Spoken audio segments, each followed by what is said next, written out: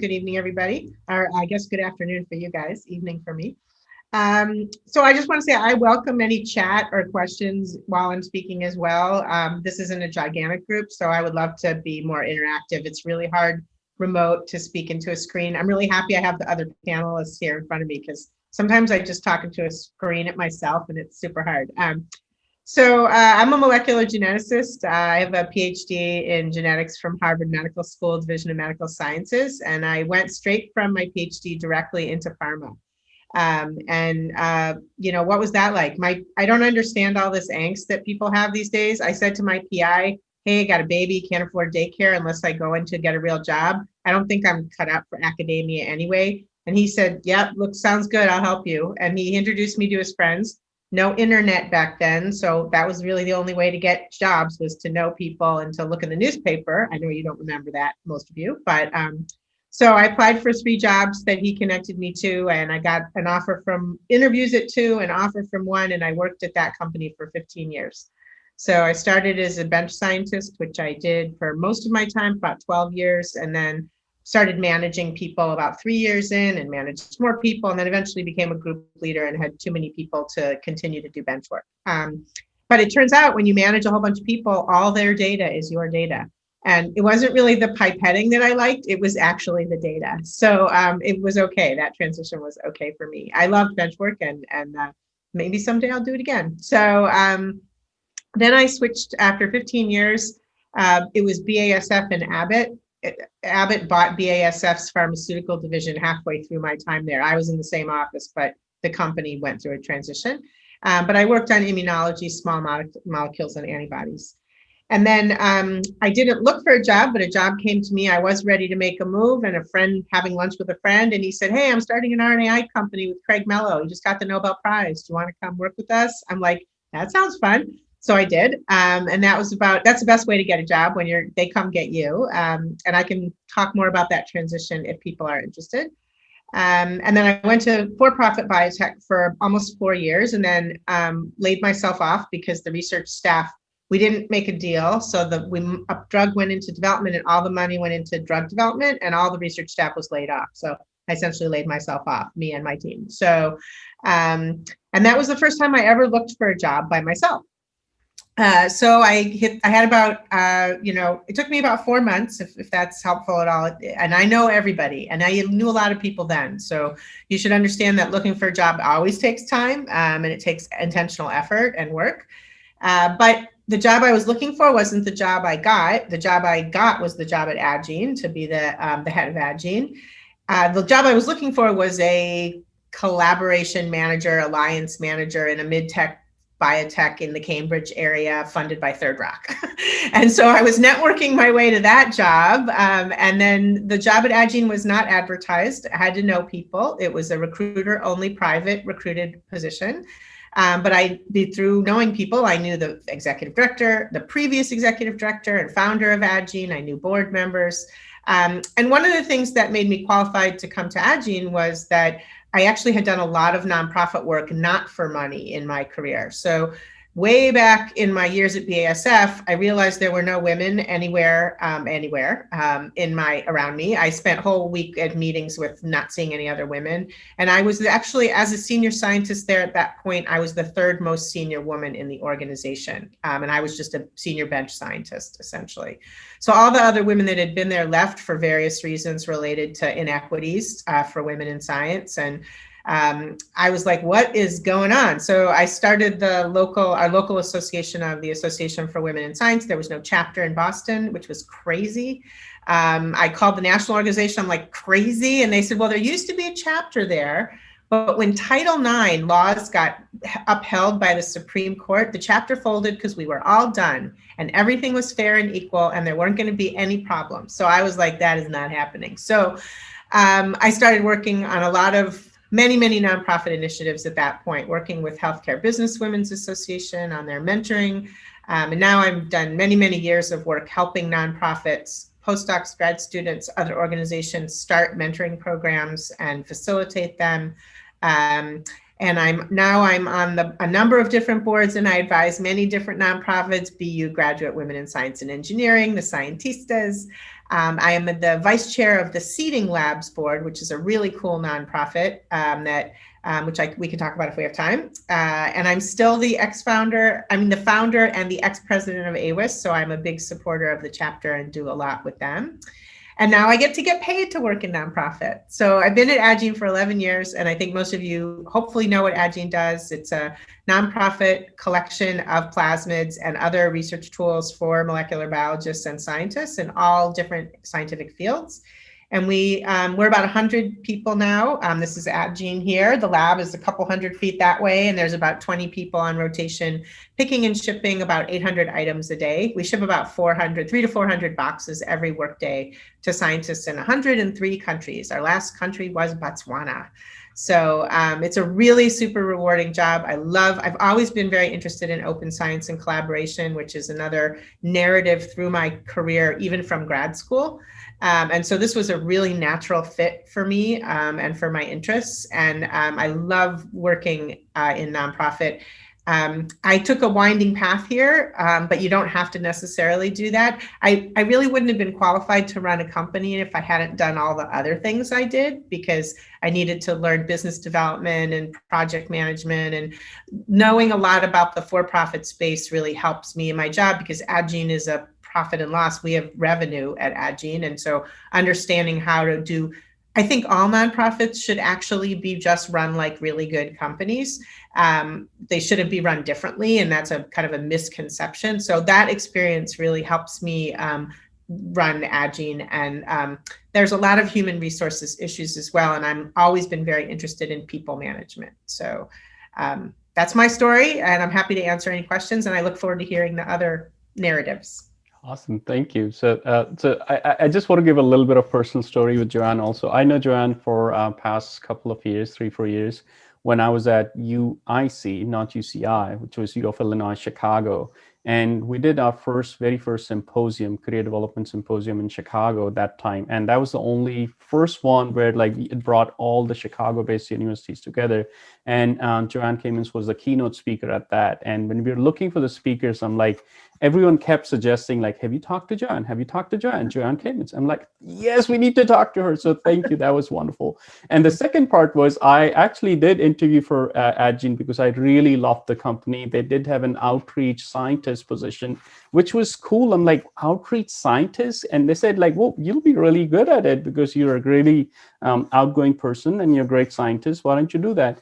I interviewed, but I guess I just could not take from Chicago to Boston cold and snow, so therefore decided to move to Southern California. But I look forward to working in future together. I should say we have, 50 PhDs at Addgene. Not only about 5 of them do bench work, and they're all really happy and love what they do, and they all do cool and interesting things. So. Yeah, no, it was fun meeting the whole team. That was amazing. Was it? So let's go to Alexandra Prakuda now. Sasha Prakuda, do you want to walk us through? And I'll give you a little bit of how I know you. Tell us about your career journey and how you got to where you are. Gotta unmute first. Hi. Yeah. So I went and got my BS in biology at Penn State, and then I just kind of didn't have a lot of guidance about where I was supposed to go after that. I just knew I wanted to go to grad school, but had no idea about do I get a master's first, a PhD, or what? So I just kind of did a lot of biology jobs, random ones around the country, a lot of which involved interpretation of science to local people that were interested, and also to like farmers and owners of land that we were trying to work on their land and kind of letting them know what was going on. And then I went back to grad school and to get my PhD right away.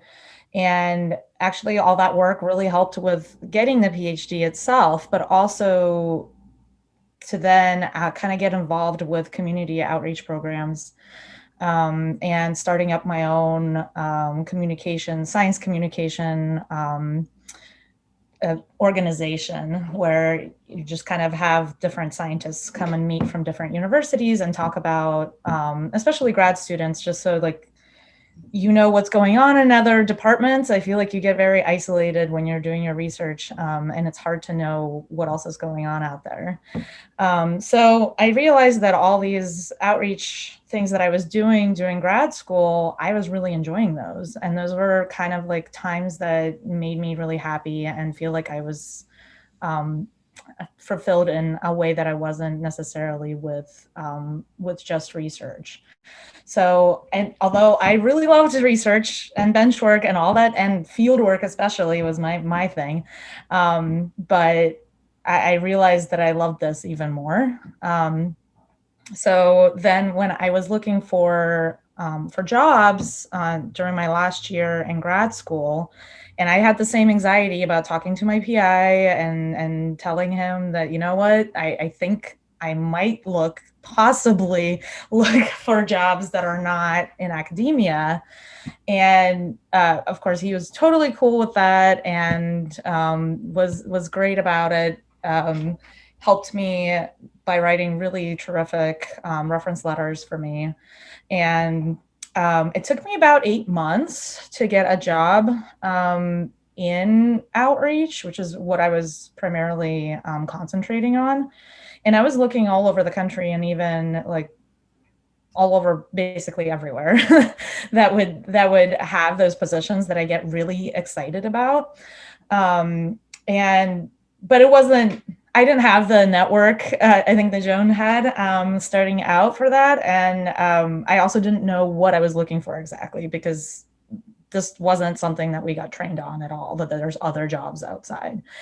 And so I just kind of was feeling along as I went on it. And when the opportunity for this position at the Chicago Council on Science and Technology came up, I just got stars in my eyes. You know, I was just like, this is exactly what I want to do. This is incredible. So I applied for that. And I think in the letter that I wrote for them, for that job and for a couple of others, it just really shone through that I really wanted this and was excited about it.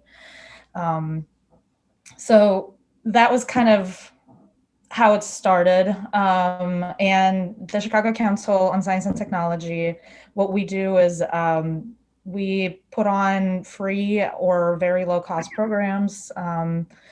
What used to be all over Chicago in the Chicagoland area, but now is completely virtual due to COVID. And we were able to pivot to that pretty easily.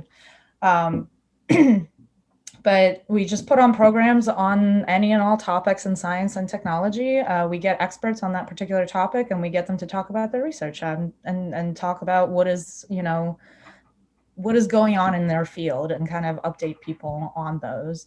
And our audience is the general public. So anyone who's interested in learning about that specific topic can just join onto one of those, and then they can ask questions from the experts and kind of break down any barriers. Some of our programs were in bars, in parks, outside, just kind of like making it accessible and easy to speak to the people. And yeah, so I started as a program manager there, and kind of because I was just so excited and interested and like, this is exactly what I wanted to do. I kind of got my fingers in all the different departments and was talking to everyone and trying to like learn as much as I could about running a nonprofit and what's involved. We're a very small one. It's only 4 full-time people, and with some part-time and volunteers. And it was pretty easy to kind of like figure out what was going on in different departments.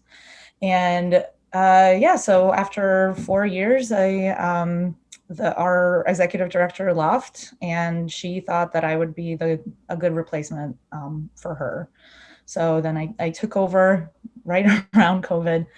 Right beforehand. So this is my oh man, we can talk, man. That's how I got my feet wet, is applying for the PPP.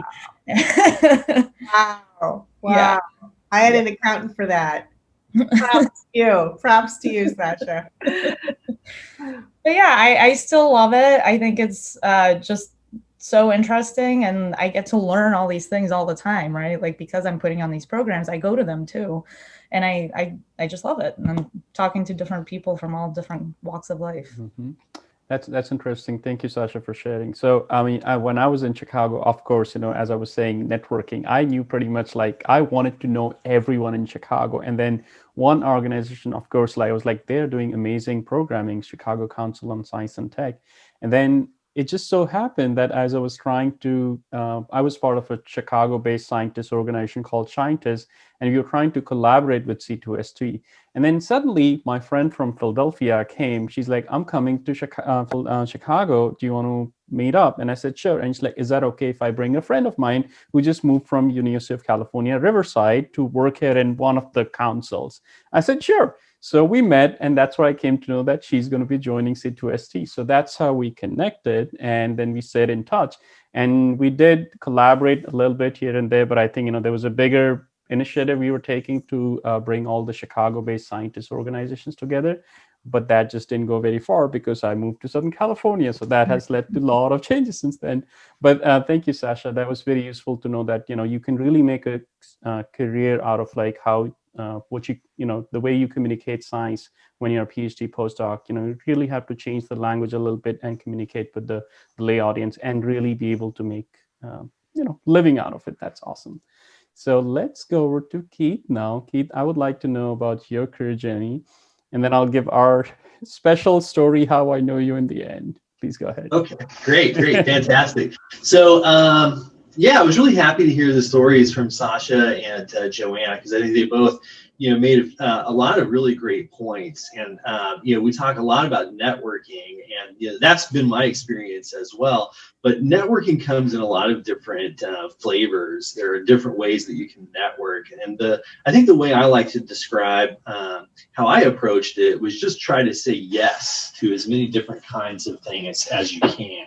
Now, a lot of you are graduate students right now, and so you may fear that anytime you spend doing something outside of the laboratory is taking you away from what you really want to focus on in your career. But a lot of people, as you know, a lot of people will not end up as academic researchers.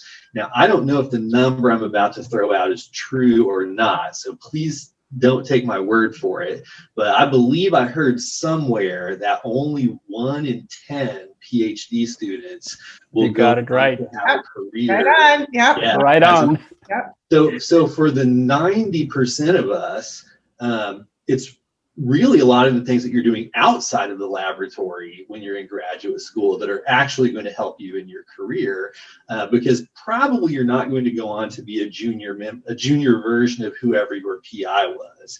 Now, some PIs are very good at understanding that. It sounds like Joanne and Sasha had, very supportive PIs.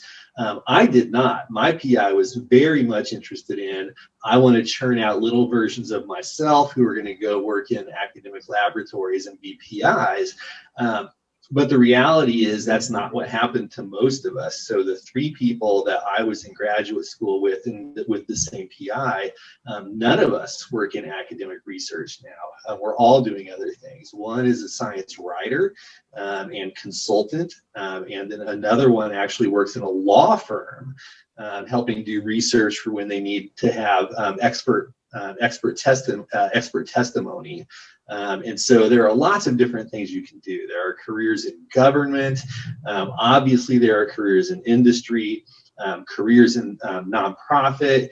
And I just wanted to echo something that Joanne said too, because this is absolutely true. Good nonprofits are run like businesses. So the difference between a nonprofit, and by the way, the ones that are not run like businesses go out of business. So you may find one and be in one for a period of time, but you won't be in one for long because they're going to disappear. So if you are interested in nonprofit work, I strongly encourage you to find a nonprofit that is run in a very corporate fashion, because you have revenues and you have expenses. And if your revenues aren't equal to or greater than your expenses, you're gone. Yeah. So definitely it's not, people sometimes have a perception, I think, that working at a charity is all kind of holding hands and standing around and singing Kumbaya and hoping that things get better. That is not the case. You have strategic planning, and out of that strategic planning comes a set of goals and a set of objectives and a set of key performance indicators, and your pay and your continued employment is going to depend in some way, at least, on you executing against those key performance indicators. And so it is very, very business-like. Keith, should we stop maybe for a second? I don't mean to interrupt, but tell people like what makes a nonprofit a nonprofit. Yeah. I think there's a lot of misconceptions about that. So do you mind if I just say one sentence about that? Please, yes. So what makes a nonprofit is not that it's not profitable. And not that there aren't millions of dollars coming in and out. What makes a nonprofit is that there are no investors, there are no stock. The money that is made goes back into the mission, and there's legal oversight over that process. So nonprofits are audited, and they have boards that mean that the way the money is spent is responsible, but that money is allowed to be spent to make a responsible business. So Agene has 100 people. We have swag once a year. We're allowed to do that because company morale is part of an important part of a company. And we have benefits that they all make, and we pay them all the same things. They don't get stock options, but they have a retirement fund, and there's no investors. And also, we don't get to go to Aruba for the company meeting every year and fly in first class. I don't know about you guys, but we only fly in economy at Agene when we fly back in the day. So there's some oversight over salaries. Our finances are usually public. That's the other thing. So for most nonprofits, you can go online and see our tax filings for the last year. And so it's not private. So that's what makes it a nonprofit. Not that it's not profitable and not that it's not a business. So. Yeah. Sorry. Okay. No, that's 100% correct. Yeah, I'm glad you said all that. So essentially the difference is there are no shareholders that you have to return a profit to. That's it. So you really can be totally focused on your mission. Now, a lot of for-profit companies have mission statements as well, but the reality is that the true mission is to return profit to the shareholders. And I'm not saying there's anything wrong with that. That's part of life. It's human nature. It's how we work. But that is the difference between for-profit corporations and nonprofit corporations. We're still corporations, and we still act like corporations. And the work, by the way, can still be lucrative. I can tell you that when I switched from academia to my first nonprofit position, I got a 30% raise. And when I switched to the position I'm in now, I got another 30% raise. So there's money to be made. And as Joanne mentioned, you can go online and look up these financials. And I would encourage you to do that. And you can look for something called a 990, which is a tax form, but it will lay out a lot of the financials for a nonprofit. And they even have to show how much their top executives are paid. So if you're ever curious and you want to look and see how much money you can make in nonprofit, I would encourage you to take a look at a 990 from American Heart Association, American Cancer Society, and I think you'll be quite surprised at how much a PhD can make in the nonprofit industry. In terms of my own story, I started at Indiana University, where I got my PhD. And then I went on to do a postdoc at Loyola University in Chicago. And that's really where I started to begin to look outside of academia. And just, again, I was asked to do a number of sometimes small things like, hey, we need someone to write a small piece for our newsletter. Okay, I'll do that. So I'm going to meet several people when I'm writing that piece for the newsletter. I'm going to meet the people who put it together. I'm going to meet whoever I'm interviewing for the newsletter, et cetera. And then my PI asked me to join a group in a professional society called the American Association of Anatomists. And then I was called on while I was at the American Association of Anatomists to do a number of things there. So I got to join a group there called the Association of Young Anatomists. We put on a regional conference, and so I was asked to help put on that regional conference. And putting together that regional conference gave me the chance to meet a lot of other neuroscience researchers in Chicago. So then the Society for Neuroscience in Chicago has chapters, and one of them is the Chicago chapter. So I joined the Chicago chapter of the Society for Neuroscience and ran for the council, and was voted onto the council and was on that council for a few years. And that's where I met a guy named Dean Hartley, who was at Rush University at the time, but he was also on the council with me. And we put together a regional conference there as well. And then when this position came open, or I took a position later at the Alzheimer's Association, but I really got that because I knew Dean from the council, and Dean had left Rush and was working at the Alzheimer's Association. So when that came open, he encouraged me to apply for it. And I did. I decided I was ready to leave academia. I had been lucky and was funded continually, but what I found out was that I was spending more and more time writing grants and less time actually doing science or interacting with my students. And that was what I enjoyed the most, was that piece of it. And so I was ready to leave academia, and did. And like I said, my first position in nonprofit was at the Alzheimer's Association. I was director of scientific programs and outreach there. And that was a very large nonprofit group. So we had an annual budget of about $500 million per year. And we had about 2,300 employees spread all across the country, brick and mortars in every state. And that's very different from where I am now. I did that for about 7 years, and I was recruited to come join the Cmt Research Foundation as the chief science officer. And I started there in August. And this is a much different kind of organization, very, very small. We have 5 employees, and our budget is about $2 million per year. So very different. Both situations, though, I would agree, are very businesslike.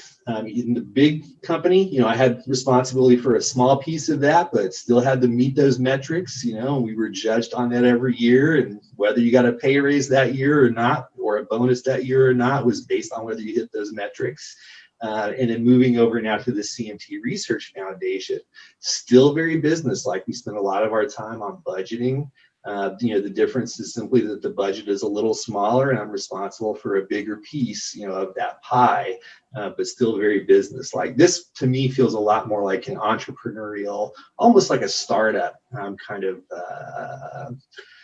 atmosphere. And I guess the last thing I'll say is that it is super hard work. So that's another, I think, misconception about nonprofits, is that, oh, it's a charity, you don't really have to work that hard. That is not true at all. I actually work harder now as working in nonprofits than I ever did working in academia, which surprised me quite a bit. But I also like it more because you have a different view into what's happening in science. When I was in academia, I got very, very focused on specific questions that I was interested in and that my lab was interested in. But working at a nonprofit, you really get a 30,000-foot view of the entire field and how the pieces fit together and how you can make a difference in that field. So it's very hard work, but also very exciting and very personally rewarding. Great. Thanks for giving that that idea that in nonprofit, what you're working is, it's like really you get a bird's eye view, and you get to look at a bigger picture compared to academia, where you are really super specialized and you master of that small field, which only sometimes matters to you or the granting agencies or the papers where you're publishing. So that was very nice to know. So just a little bit of background about how I know Keith. So when I was in Chicago postdoc, and I was trying to get out of my postdoc, and I was looking to go out and network with anyone and everyone. And then I started looking on LinkedIn. I would highly recommend people to go look on jobs, because not only that you can look at the job which company is posting, but you can also see, who are people who are working in that company. So that's how I came to know about Alzheimer's Association, because my work, postdoc work, was in neurosciences.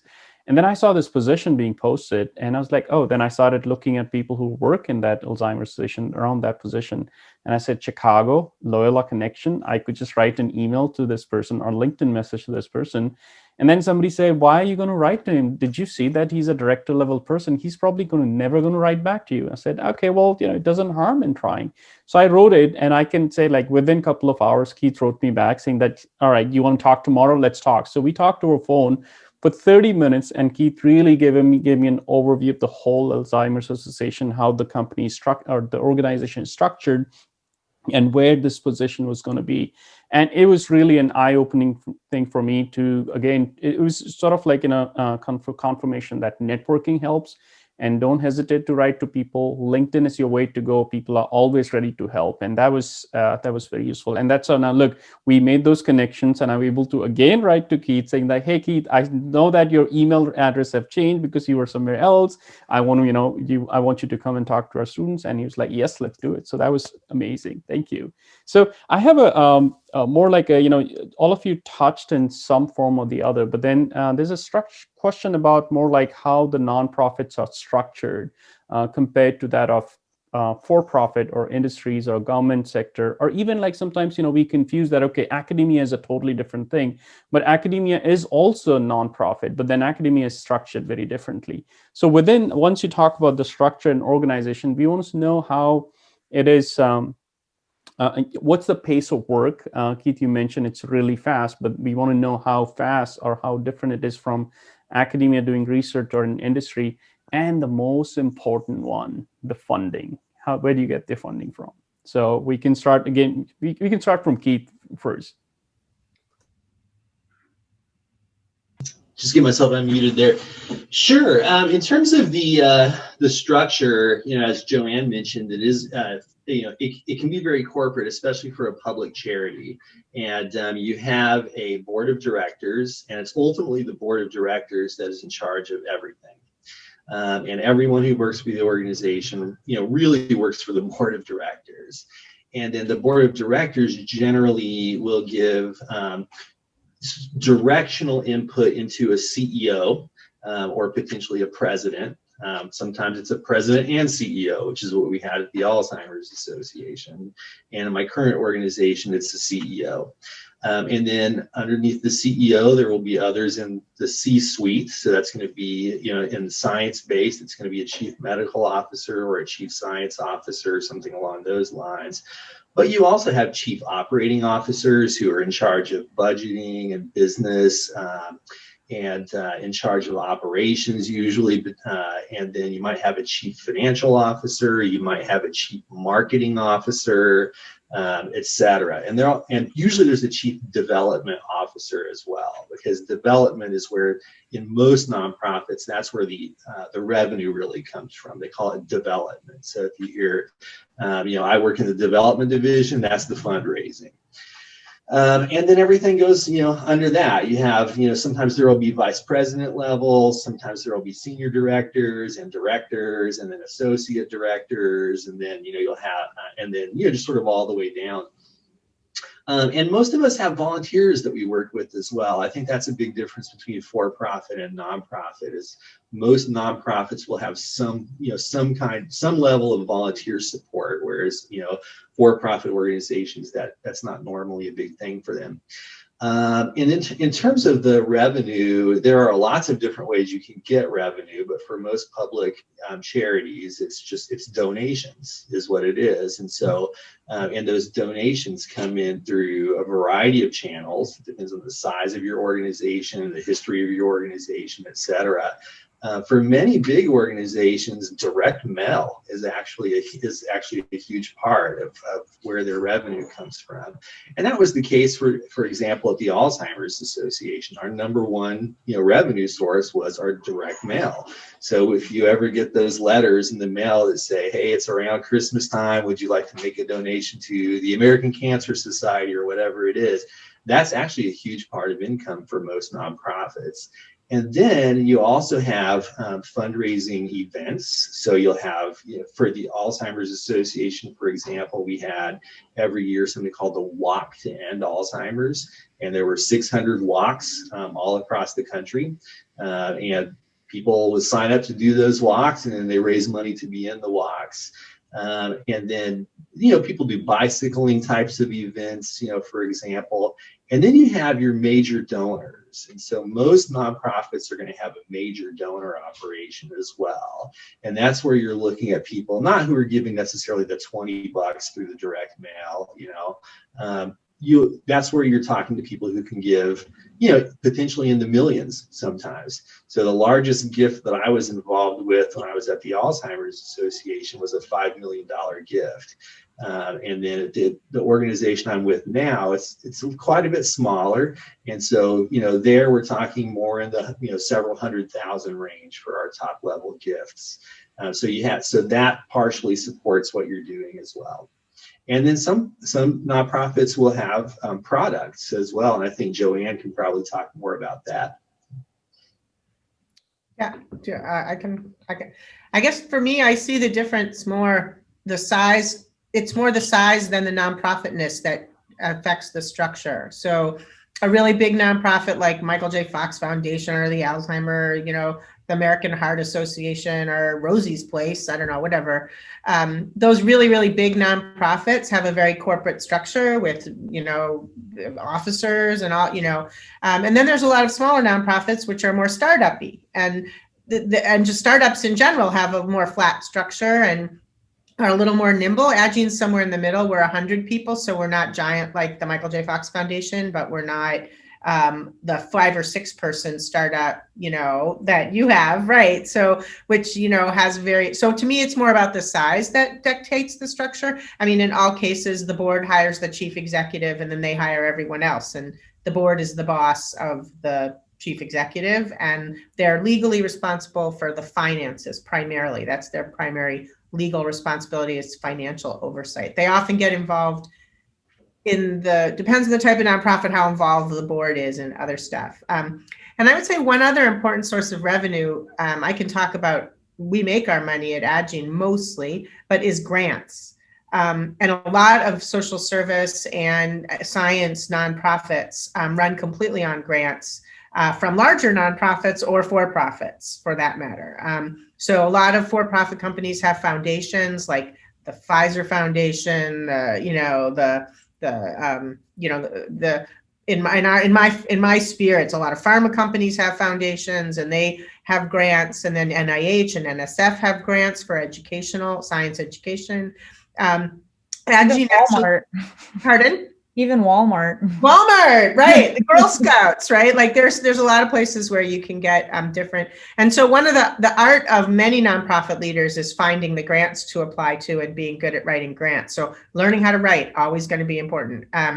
So Agene actually has a product though, as you know, we ship materials and we grow in concomitant with our materials, but we don't like to we like to keep the costs really low. So we have a very tiny margin, which means that if we want to do a new project, capital investment is helpful. All of our projects must be self-sustaining once they're launched, but we do sometimes take either not little donations, like larger grant donations for capital investment in a project. And so, and we actually just wrote our first NIH grant, fingers crossed, for a project that will be the very first time we've ever had that kind of grant funding. We've had a few gifts, and I want to shout out to Chan Zuckerberg, who helped us through the pandemic, because being shut down for a few weeks was very hard on Agene, because again, we don't have a lot of margin. So if we didn't distribute for 2 weeks, that was really, and distribution's been down this year for obvious reasons.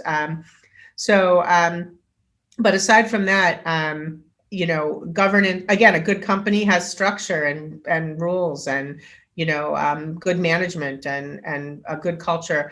I would say I think people in nonprofits work really hard because they want to. They're really so committed to the mission. And certainly that's true of the Agenes. We have really good buy-in to the mission. But I would say that we have a pretty good work-life balance. A little better here. The expectations are more humane. And in my experience, some nonprofits have it's not that we don't work hard, but the expectations are somewhat more reasonable and humane culturally. I don't think that's universal. I think there are you can have a bad boss anywhere that's not humane, but I think in general, if you want to set some boundaries on your life, at any company, for-profit or nonprofit, you should ask those questions about what the boundaries are like. But at Agene, we think that having boundaries is important. And so people really we don't overtax them. They're not asked to do more than they can do in an unreasonable fashion. We adjust our expectations, and what we get in return is people work super hard to try and meet the goals that we have.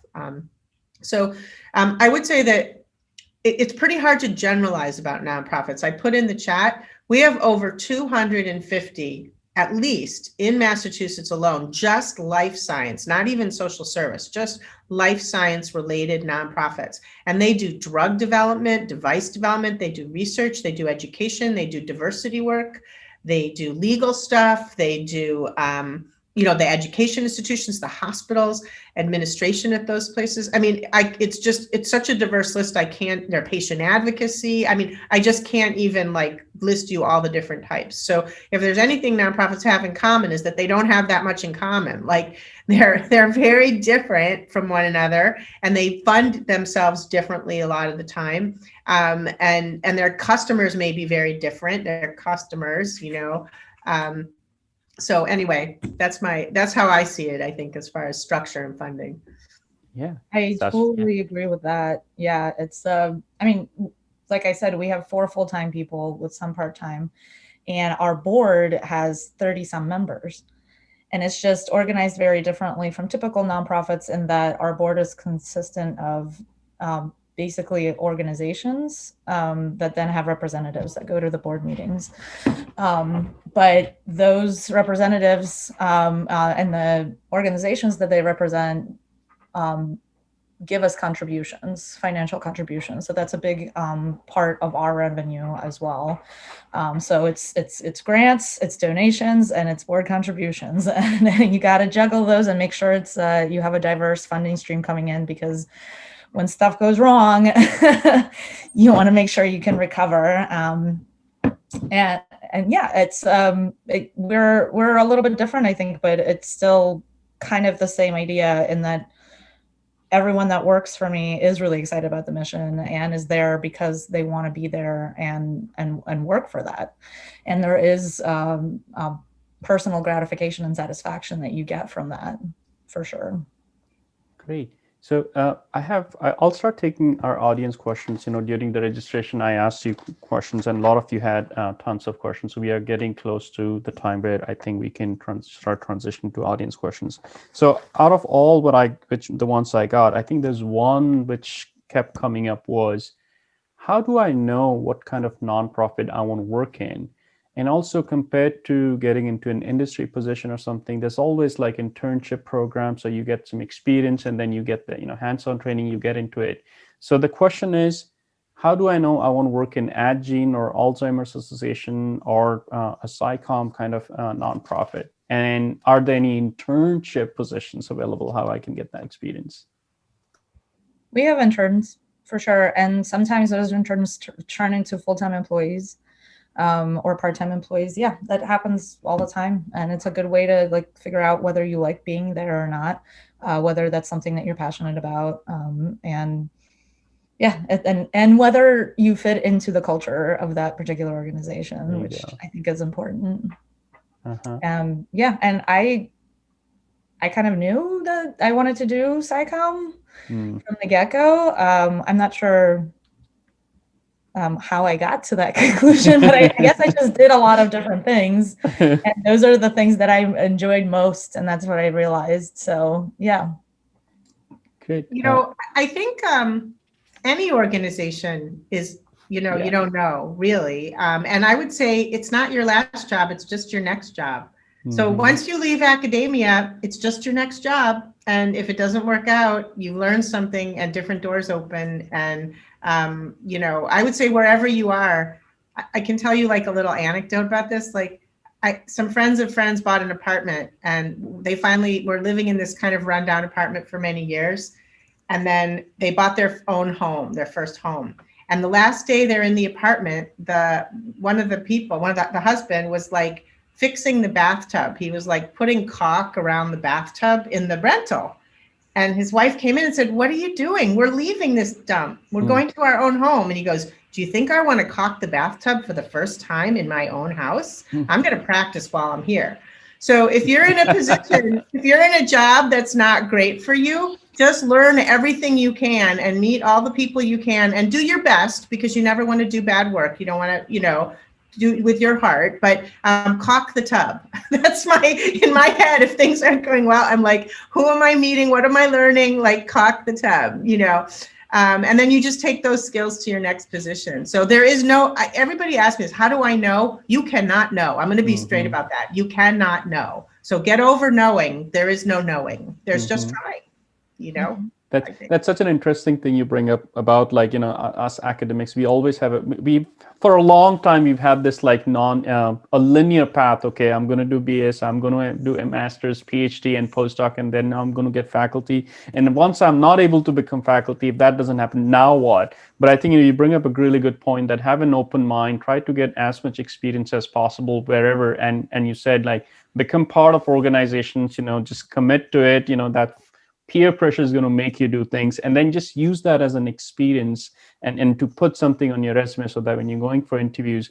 I remember when I was interviewing, nobody asked me about my postdoc work or grad school work. And I was like, I tried to talk a lot about amazing science, but they said, tell me about this giantess thing. What was that about? Tell me about like this postdoc association symposium you guys did. So I think that really played a lot of big role in my being successful there. So Keith, what do you think about some of the how people should, because you were postdoc and faculty, and then you got into this thing, and then you transferred into something else. What do you have to say about that? Yeah, I would agree with Joanne. I think that you really can't know. I think you do want to try to meet the people who work there, and if you can, have honest interviews with them. And some will be honest, and some will not. And ask as many questions as you can.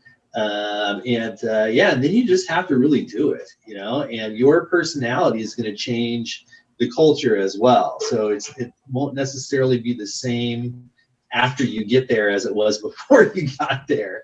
And that's right. It's sort of, it's not your last job, and that's true in academia though too, right? I mean, a lot of people, even if you get a tenure track position, you may get another tenure track position at another university. But it's just going to be the same somewhere else, like it's not like I've worked 4 different careers essentially, that is a difference from academia. It's not going to be the same job to job. Yeah, that's true. Yeah.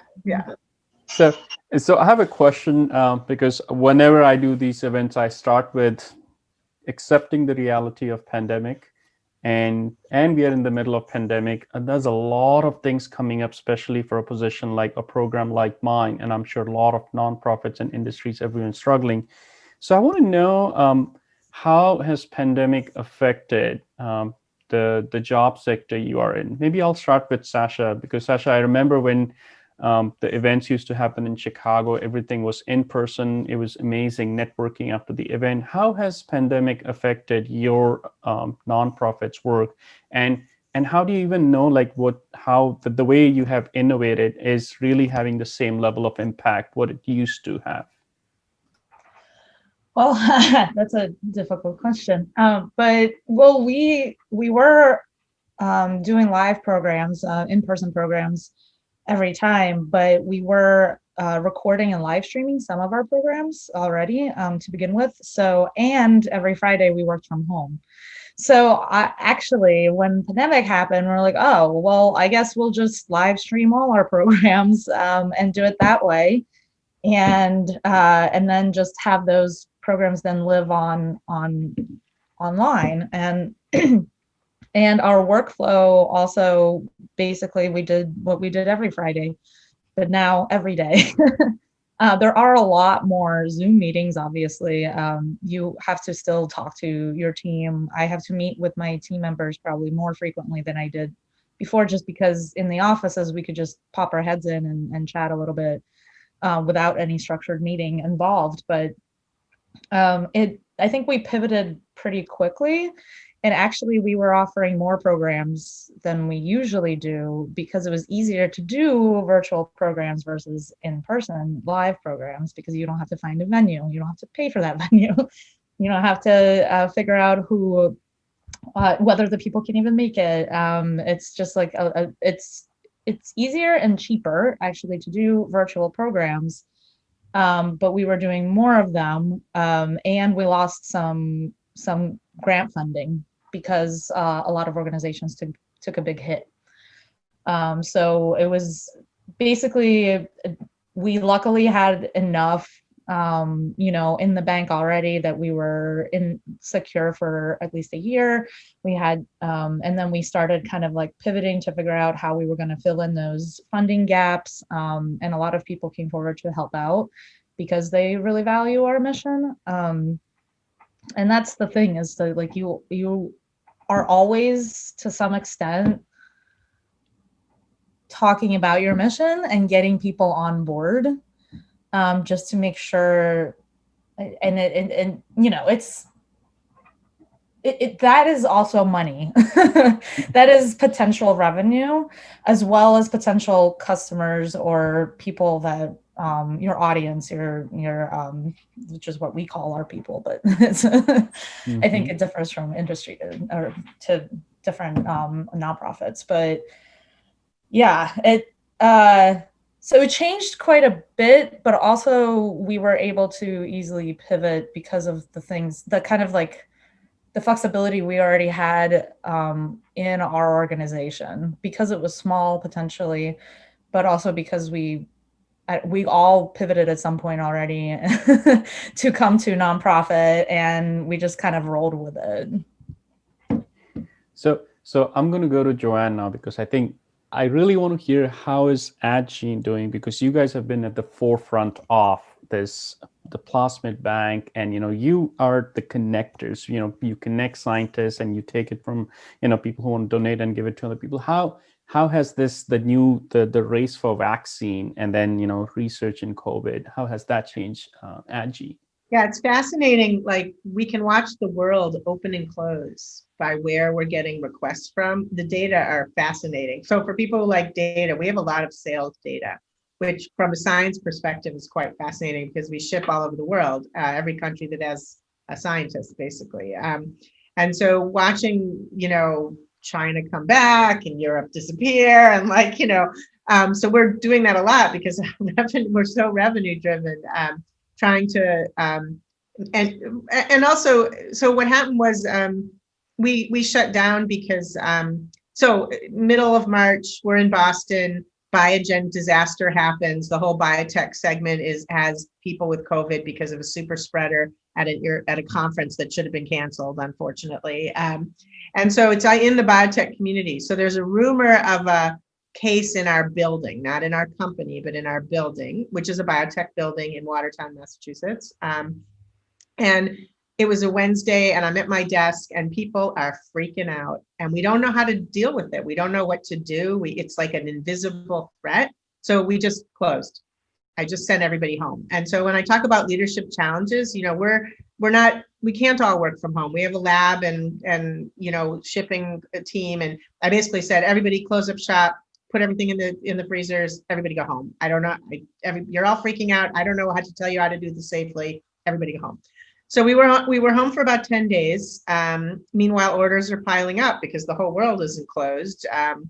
And so some of that could be handled remote, but the team pivoted this is what nonprofits do. They just have to do a thing. We just do it. So we figured out how to individually get in touch with scientists to know if we could ship to them.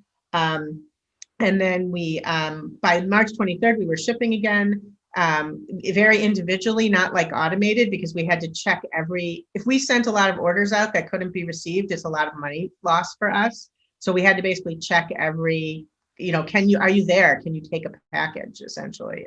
So we had to change a lot of systems. We had to update our inventory management system and our sales systems. And then at the same time, scientists were knocking on our door. We need to deposit SARS-CoV-2 constructs right now. And hey, we're at Ginkgo. We're going to give you like thousands of constructs useful to study SARS-CoV and coronavirus. So get ready. Here they come, and they're going to be synthetic biology. So they're going to have a lot of mutations, by the way, so, there was like a huge, and, everything else was still, we had a lot of other normal business we had to conduct, but we really put all of our resources into responding.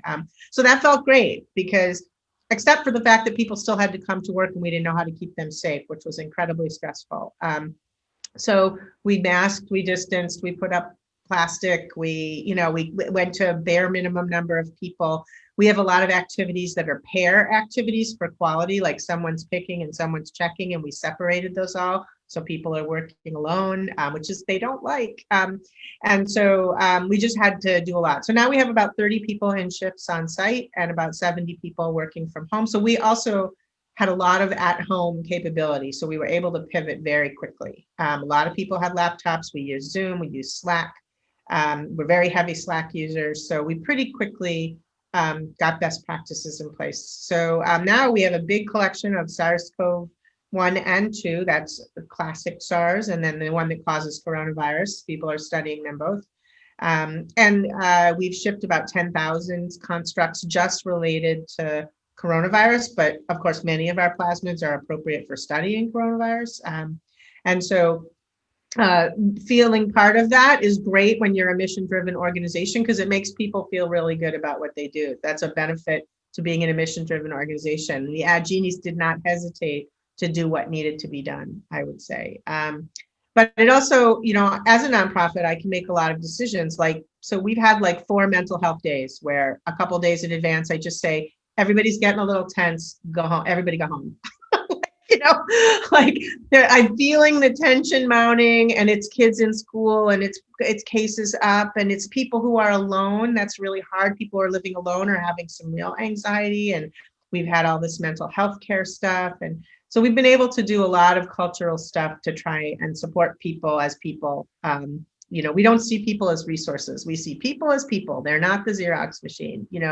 They are the heart and soul of any nonprofit. So I think that it's really been a challenging, as I say to any leader, this is a tough time. It's really, really hard. So kudos to anybody who's nonprofit or for-profit that's living through it. Yeah. Yeah. So Keith, I want to know from you, because your organization worked with CMT Research, and how do you see priorities have changing, or has your research and the focus has taken any hit, whether in terms of research or funding or the functioning of the organization?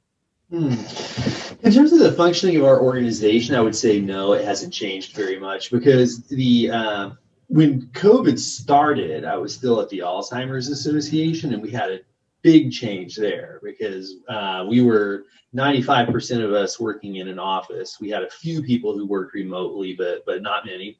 And so everyone had to sort of change to go, set themselves up at home, figuring out how to get your computer home. Do you have the right kind of technology there that you need? Do you have the right kind of environment there that you need? And we had some layoffs as well. So I think a lot of people, a lot of nonprofit organizations took a major hit. That continues really, during the pandemic. So there were some layoffs that we had to go through. And then, and the rest of us were just working from home, where we had been in the office or on the road all the time. So that was a huge change. And then at the CMT Research Foundation, where I am now, we have always been remote. So it's a very small group, and we all work from home. So that's, if anything, it's been a blessing for me, because now I at least know that this is where I'm going to work for however long I work at the Research Foundation, rather than just kind of, whereas I see other people who are just hoping and praying for this pandemic to be over so they can get back into the office. And, well, this is my office now, so I at least have some certainty with that. In terms of we're primarily a research funding organization. And so we have had to talk to a lot of our researchers about, what kind of extensions do you need? How is the project going? And, we're hearing a lot about, we can't be in the laboratory right now, or we can't ship any biological materials internationally right now. And so a lot of projects have slowed down, and we've had to kind of reschedule some of them. We thought we might get results in November. Well, now it looks like maybe we're going to get results in February instead. So I'd say that's the biggest change at the Research Foundation. All right, great. Well, thank you very much, panelists, for such an amazing discussion. And I know that I still have one page full of questions which did not get answered. So that is why we have the networking round after this. And I highly encourage all of you who are sitting in the attendee side, you can come online, show your face and connect, and then ask your questions directly. I still see there are a lot of questions related to jobs. There are a lot of questions related to where do I find nonprofit jobs? The questions related to how should my resume look like compared to if I'm applying for industry, nonprofit, or any other jobs, and also where do I make these connections. So we're going to cover that in the networking